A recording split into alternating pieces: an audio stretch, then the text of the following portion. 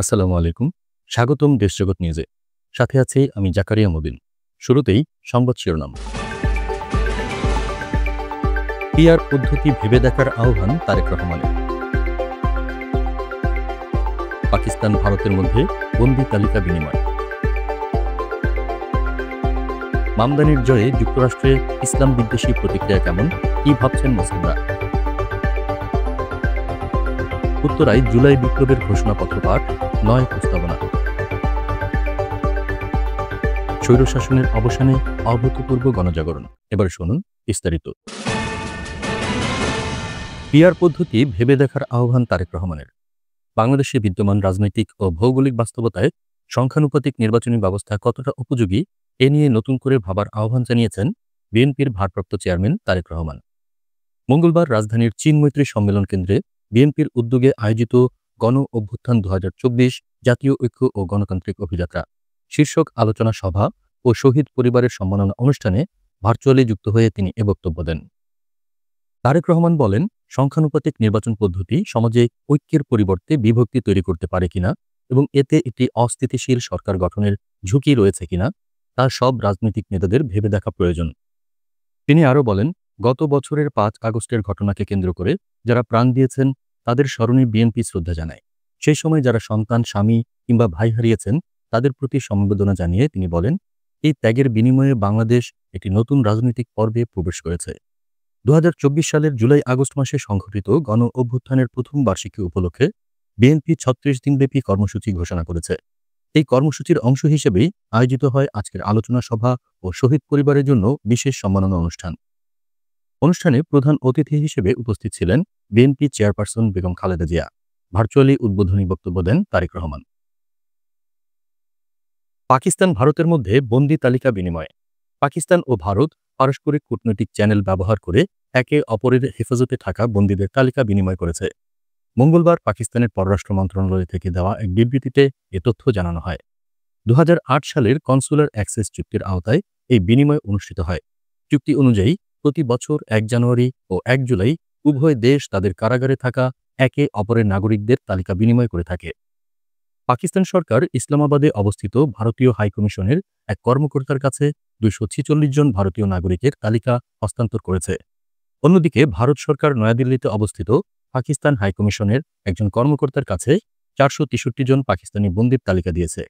পাকিস্তানের পররাষ্ট্র মন্ত্রণালয়ের মুখপাত্র জানান, ভারতের কারাগারে যেসব পাকিস্তানি বন্দীর শাস্তির মেয়াদ শেষ হয়েছে তাদের মুক্তি দিয়ে দ্রুত দেশে ফেরত পাঠাতে ভারত সরকারকে অনুরোধ জানানো হয়েছে।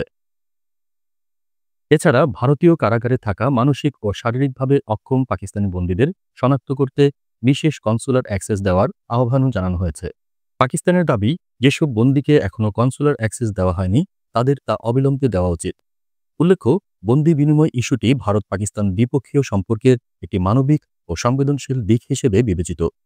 এ বিষয়ে কাজ করার জন্য ২০০৭ সালে গঠিত হয় জুডিশিয়াল কমিটি অন প্রিজনার্স। তবে ২০১৩ সালের পর এই কমিটি নিষ্ক্রিয় রয়েছে দ্বিপক্ষীয় উত্তেজনা ও সংলাপ স্থগিত থাকার কারণে। মামদানির জয়ে যুক্তরাষ্ট্রে ইসলাম বিদ্বেষী প্রতিক্রিয়া কেমন, কি ভাবছেন মুসলিমরা? নিউ ইয়র্ক সিটির রাজনৈতিক অঙ্গনে মুসলিম প্রতিনিধিত্ব বৃদ্ধি পাওয়ার পর ইসলাম বিদ্বেষী প্রতিক্রিয়া নিয়ে আলোচনা শুরু হয়েছে। ২০২৫ সালে নিউ ইয়র্কের মেয়র প্রার্থী জোহরান মামদানির নির্বাচনী সাফল্য এবং ঈদের নামাজের একটি ভিডিও সামাজিক মাধ্যমে ছড়িয়ে পড়ার পর মামদানির ধর্মীয় পরিচিতি নিয়ে নানা মন্তব্য সামনে এসেছে।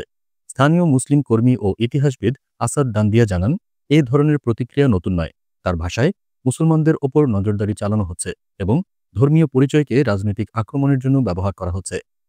ডেমোক্রেটিক প্রাইমারিতে মামদানি এগিয়ে থাকায় ইসলাম বিদ্বেষী মন্তব্য বেড়েছে বলে মুসলিম সম্প্রদায় মনে করছে। কংগ্রেস সদস্য র্যান্ডি ফাইন কোনো প্রমাণ ছাড়াই মামদানিকে খিলাফত প্রতিষ্ঠার চেষ্টার অভিযোগ করেন। একই সঙ্গে সাবেক জাতীয় নিরাপত্তা উপদেষ্টা মাইকেল ফ্লিন বলেন, ইসলাম ধর্ম নয় বরং একটি রাজনৈতিক মতাদর্শ। ডেমোক্রেটিক সিনেটর কাস্টেন গিলিবার্ড মামদানির বিরুদ্ধে বিশ্বজুড়ে জিহাদের ডাক দেওয়ার অভিযোগ এনেছিলেন, যা মুসলিম সম্প্রদায়ের নেতারা ভিত্তিহীন বলে দাবি করেছেন।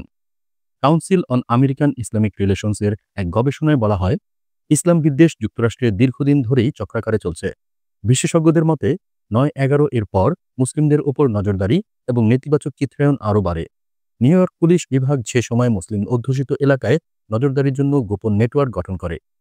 তবে সম্প্রতি মুসলিম কমিউনিটির পক্ষ থেকে বলা হচ্ছে তারা আগের চেয়ে এখন অনেক বেশি সংগঠিত এবং আত্মবিশ্বাসী। নিউ ইয়র্ক সিটির কাউন্সিল সদস্য শাহানা হানিফ বলেন, মুসলিম, ইহুদি, কৃষ্ণাঙ্গ, ল্যাটিনো ও এশীয় সম্প্রদায়ের মধ্যে এখন একটি শক্তিশালী জোট তৈরি হয়েছে, যারা একে অপরের পাশে থাকবে। রাজধানীর উত্তরায় জুলাই বিপ্লবের ঘোষণাপত্র পাঠ করা হয়েছে, যার মাধ্যমে 9 দফা দাবি প্রস্তাবনা উত্থাপিত হয়েছে। মঙ্গলবার সন্ধ্যায় উত্তরার মুগ্ধ মঞ্চে এই ঘোষণাপত্র পাঠ করেন জুলাই বিপ্লবে গুলিতে আহত তরুণ রাইসুল ইসলাম রাতুল। এই অনুষ্ঠানটি আয়োজন করে উত্তরার সাধারণ ছাত্র জনতা। ঘোষণাপত্র পাঠের পর মুগ্ধ মঞ্চ থেকে একটি বিক্ষোভ মিছিল শুরু হয়ে ঢাকায় ময়মনসিংহ মহাসড়কের উত্তরার রাজলক্ষ্মী হয়ে বিএনএস সেন্টার পর্যন্ত যায়। এরপর মিছিলটি আবার মুগ্ধ মঞ্চে এসে শেষ হয়। 9 দফা দাবির মধ্যে রয়েছে বিপ্লবের স্বীকৃতি দেওয়া, অংশগ্রহণকারীদের সম্মান ও নিরাপত্তা নিশ্চিত করা, শহীদ ও আহতদের যথাযোগ্য সম্মান দেওয়া, শহীদদের জন্য ন্যায় বিচার ও ঘাতকদের কঠোর শাস্তি এবং ব্যক্তিগত অপরাধ ও গণবিপ্লব আলাদা রাখা। এর পাশাপাশি প্রস্তাবনাগুলোর মধ্যে রয়েছে রাষ্ট্রের স্বচ্ছতা, জবাবদিহিতা ও ন্যায় প্রতিষ্ঠার অঙ্গীকার, দ্বিতীয় প্রজাতন্ত্রের সূচনা করা, ফ্যাসিবাদ ও স্বৈরতন্ত্র প্রতিরোধে সাংবিধানিক নিরাপত্তা নিশ্চিত করা এবং জনগণের অধিকার ও সুরক্ষা রক্ষা করা। এই 9 দফা প্রস্তাবনা মূলত জুলাই বিপ্লবের দাবি ও লক্ষ্যের প্রতিফলন হিসেবে উপস্থাপন করা হয়েছে। স্বৈরশাসনের অবসানে অভূতপূর্ব গণজাগরণ।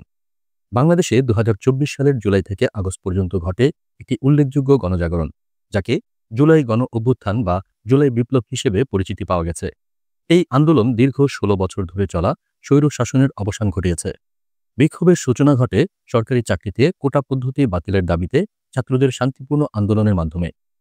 কিন্তু সরকারের দমনমূলক নীতির কারণে আন্দোলন দ্রুত সারা দেশে ছড়িয়ে পড়ে।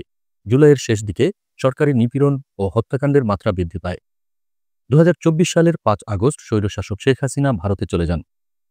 হাসিনা চলে যাওয়ার পর সেনাপ্রধান জেনারেল ওয়াকরুজ্জামান একটি অন্তর্বর্তী সরকারের রূপরেখা ঘোষণা করেন এবং শান্তি পুনঃস্থাপনের আহ্বান জানান। 3 দিন পর 8 আগস্ট নোবেল বিজয়ী অধ্যাপক ড. মোহাম্মদ ইউনূসকে প্রধান উপদেষ্টা করে অন্তর্বর্তী সরকার গঠন করা হয়। অবশ্য আন্দোলনের শুরু থেকেই পরিস্থিতি সহজ ছিল না। 2024 সালের 1 জুলাই সাধারণ শিক্ষার্থীরা কোটা বাতিল ও মেধাভিত্তিক নিয়োগের দাবি নিয়ে বৈষম্যবিরোধী ছাত্র আন্দোলন গঠন করে। আন্দোলন দ্রুত বিভিন্ন বিশ্ববিদ্যালয়ে ছড়িয়ে পড়ে। জুলাই মাসে পুলিশের গুলিতে কয়েকজন শিক্ষার্থী নিহত হন এবং সারা দেশে ধর্মঘট ও অবরোধ পালিত হয়। 25 জুলাই রাতে গ্রেপ্তারি অভিযান শুরু হয়, যা জনদুর্ভাবনা বৃদ্ধি করে। শেষ পর্যায়ে 5 আগস্ট ক্ষমতা শূন্যতায় পড়ে এবং স্বৈরশাসন পতিত হয়। এই বিপ্লবের ফলে দেশের রাজনীতিতে জনগণের সক্রিয় অংশগ্রহণ এবং জবাবদিহিতার দাবি জোরদার হয়। তবে অর্থনৈতিক ক্ষেত্রে মারাত্মক প্রভাব পড়ে এবং প্রশাসনিক সংস্কারে এখনও চ্যালেঞ্জ রয়েছে। জুলাই বিপ্লব বাংলাদেশের ইতিহাসে একটি গুরুত্বপূর্ণ মোড়, যা ভবিষ্যতের রাজনীতি ও রাষ্ট্র ব্যবস্থায় দীর্ঘস্থায়ী প্রভাব ফেলবে। আজ এখানেই শেষ করছি।